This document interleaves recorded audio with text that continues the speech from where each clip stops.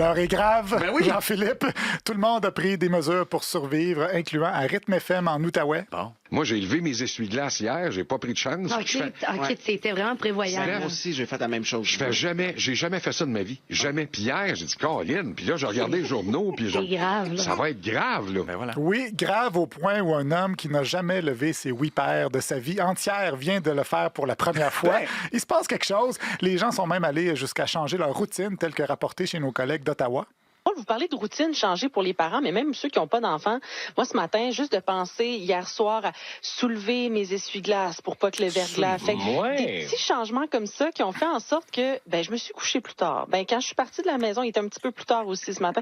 Des petites choses comme ça qui peuvent faire en sorte que la routine est complètement déstabilisée. Oui, c'est comme... Elle s'est couchée plus tard à cause elle a levé ses... Oui, c'est ça, c'est l'effet papillon, un effet domino, là, Ben ça oui. part des essuie-glaces, ça Puis peut il y en a- donner... Moi, j'ai 3 essuie-glaces sur mon char. 3? 1, 2, derrière. Fait que imaginez. oui. Ça prend du temps, là. Je comprends.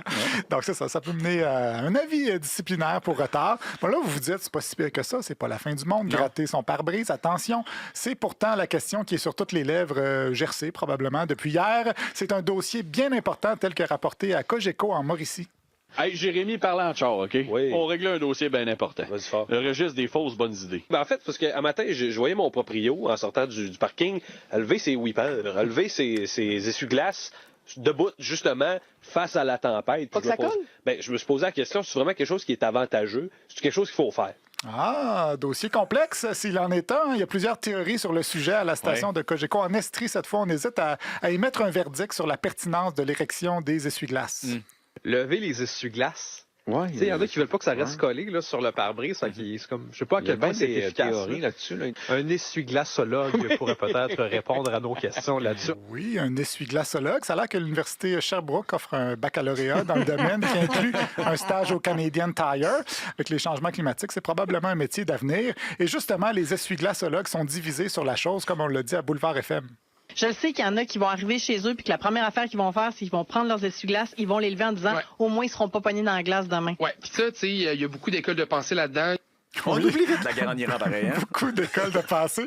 Il y a l'école fonctionnaliste là, qui lève les essuie-glaces. Et post-modernistes, eux, les laissent à plat. Puis les nihilistes, ils ont vendu leur char, évidemment. Il y a l'école de pensée aussi que c'est la fin du monde, telle qu'énoncée à Rythme FM à Québec. La chose à ne pas faire avant et durant une tempête de verglas, c'est de lever ces maudits essuie-glaces, Chloé. Ah ouais?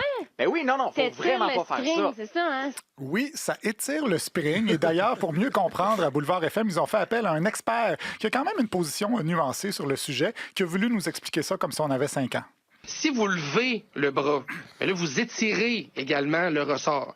On dit, faut pas le faire trop longtemps. C'est dur dans l'aine de l'essuie-glace. Là. Exact, ça Une blessure à la laine. Ouais, c'est tire ça. dans le bas du dos. Donc là, l'essuie-glace, il est moins content et ça fait en sorte que la pression du bras pourrait être moins forte sur le pare-brise et donc faire moins bien son travail. Ça, c'est un scénario que, à mes yeux, quelqu'un qui le fait à répétition. Là. On lève les essuie-glaces. Là, je pense que j'y crois qu'on peut fatiguer le ressort puis le rendre moins compétent. Si vous le faites pas souvent, c'est pas pour une nuit non plus qu'on va venir gâcher complètement le bras d'essuie-glace. On en apprend des choses, hein? C'est surprenant. Oui, donc on cherchait un essuie-glaçologue, on a trouvé un chiro. Faut pas capoter avec ça, donc c'est ce qu'il dit. C'est pas une nuit avec les springs en l'air que vous allez vous scraper l'ischio-jambier. Et pour ceux qui veulent vraiment savoir si c'est une bonne chose ou pas, LCN, on a... Ça vous intéresse? Mais non, mais j'aurais fait le tour. Là, Ouais, c'est presque fini. On a eu le verdict du gars de CAA Québec, qui est le guide suprême des essuie-glaçologues. Quand il y a du verglas, évidemment, on voit souvent les automobilistes qui soulèvent les essuie-glaces pour éviter qu'il y ait de la glace sur le pare-brise. Est-ce que c'est une bonne idée ou pas?